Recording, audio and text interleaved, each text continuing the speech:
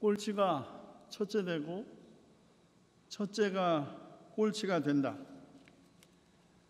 이 말씀은 다양한 콘텍스트에서 반복되는 예수님의 말씀입니다.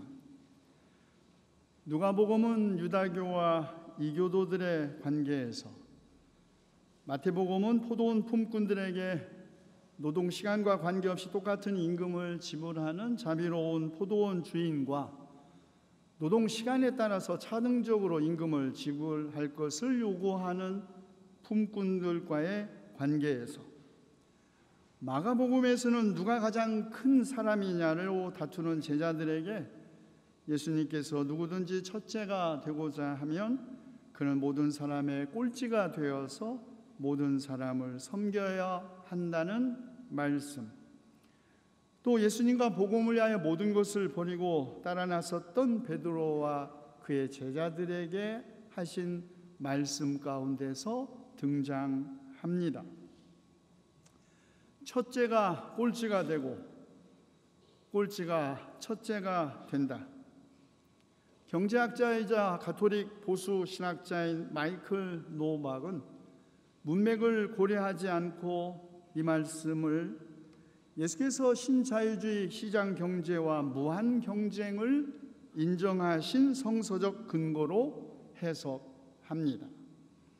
또 신학자들은 구원에 이르는 길 위에서 언제나 깨어 근신하며 두렵고 떨리는 마음으로 자기 구원을 이루어 가야 한다는 엄숙한 경고로 해석합니다.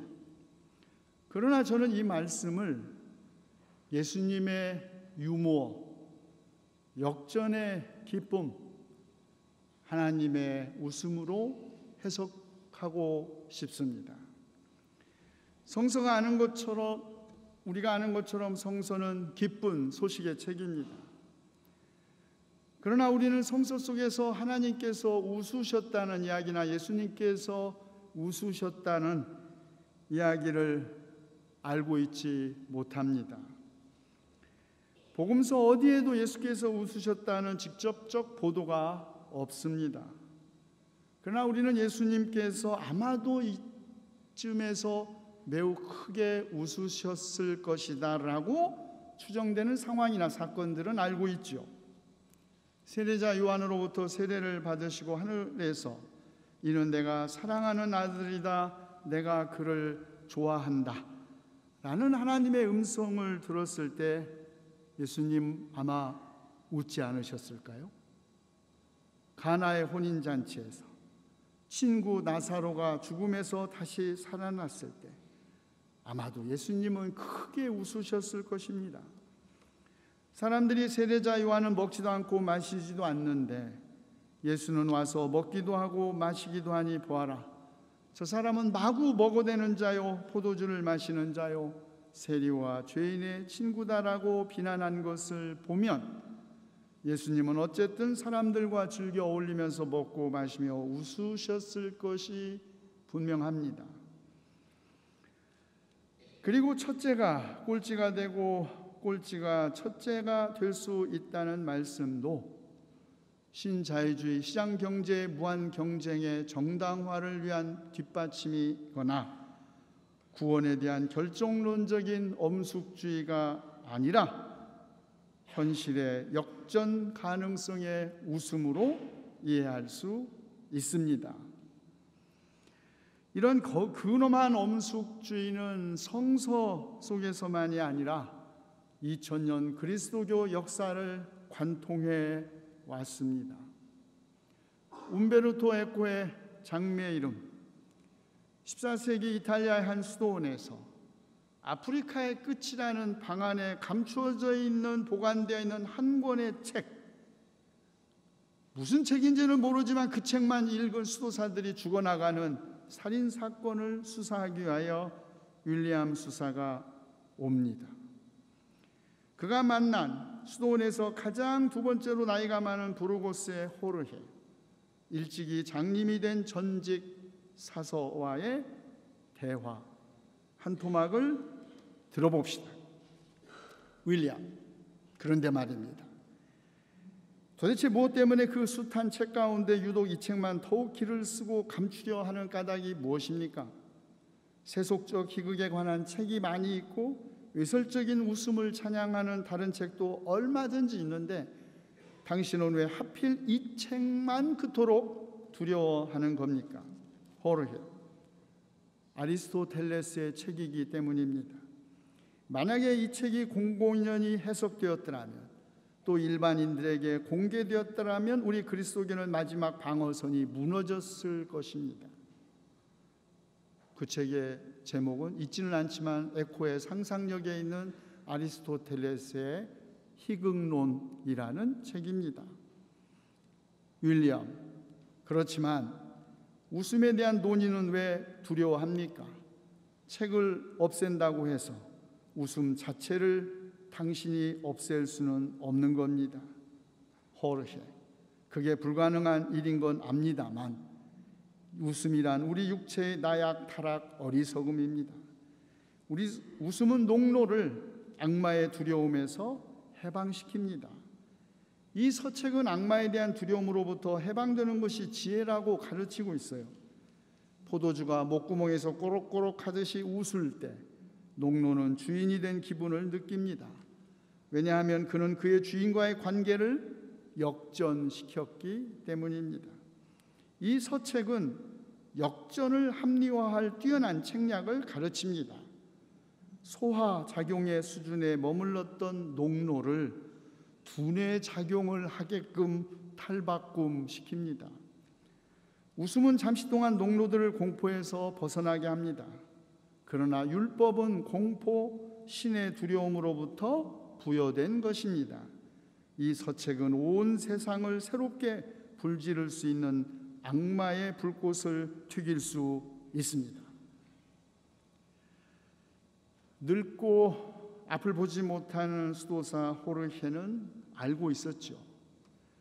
웃음은 두려움으로부터 해방되었을 때, 관계가 역전되었을 때 가능하다는 것을.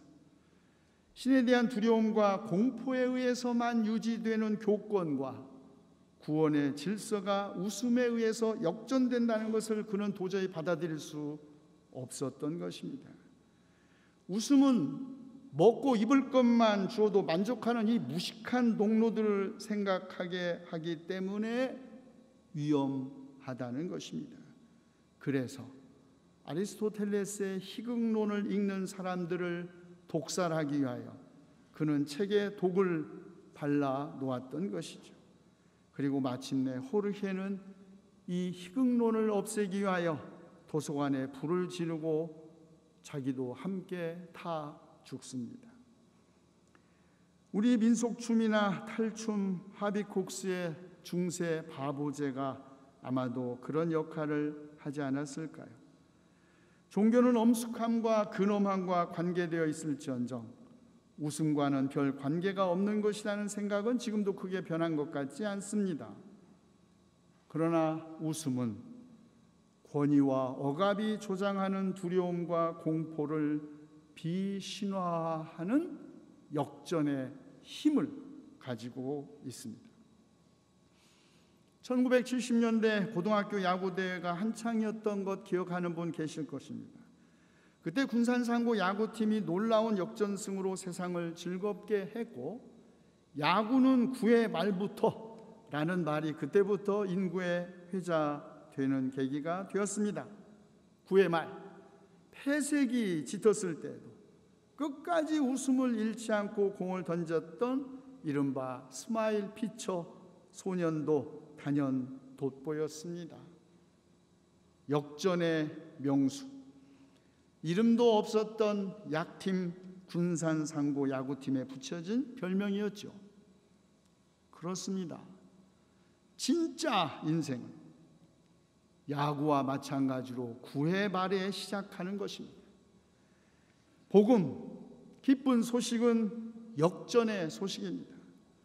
산상수훈에서 예수님은 지금 가난한 사람, 지금 슬퍼하는 사람, 지금 굶주리는 사람, 지금 박해받는 사람들이 복이 있다고 말씀하셨습니다. 까닭은 하나님의 나라가 그들의 것이고 그들이 배부르게 될 것이고 그들이 웃게 될 것이고 그들이 하늘에서 큰 상을 받게 될 것이기 때문입니다. 그렇습니다. 주님은 첫째가 꼴찌가 되는 것이 아니라 꼴찌가 첫째 되는 것을 기뻐하시는 분입니다. 미운 사람이 잘못되는 것을 보고 속이 시원하고 재미있어 웃는 고소한 그런 병적인 기쁨이 아니라 역전에서 오는 기쁨, 현실의 역전에서 오는 기쁨, 성서는 온통 바로 이런 역전에서 오는 기쁜 소식으로 가득 차 있습니다. 그리고 마침내 십자가에서 살해당하신 예수님을 그리스도로 부활시킨 것이야말로 세상 권력, 사망의 권세에 대한 하나님의 대역전극, 하나님의 희극입니다. 그러므로 예수 그리스도를 사망의 그늘에서 일으켜 세우신 하나님을 믿는 그리스도인은 지금 비록 병들어 아프고 고통스럽고 지금 비록 슬프고 견딜 수 없을 만큼 힘들고 지금 계획한 일들이 뜻대로 이루어지지 않는다고 지금 억울한 일 당한다고 결코 낙심하거나 절망하지 않습니다. 그런 일들은 우리를 하나님의 거룩하심에 참여하게 하시려고 우리에게 유익이 되도록 징계하시는 것입니다. 무릇 징계는 어떤 것이든지 그 당시에는 즐거움이 아니라 괴로움으로 여겨지지만 나중에는 이것으로 훈련받은 사람들에게 정의의 평화로운 열매를 맺게 합니다.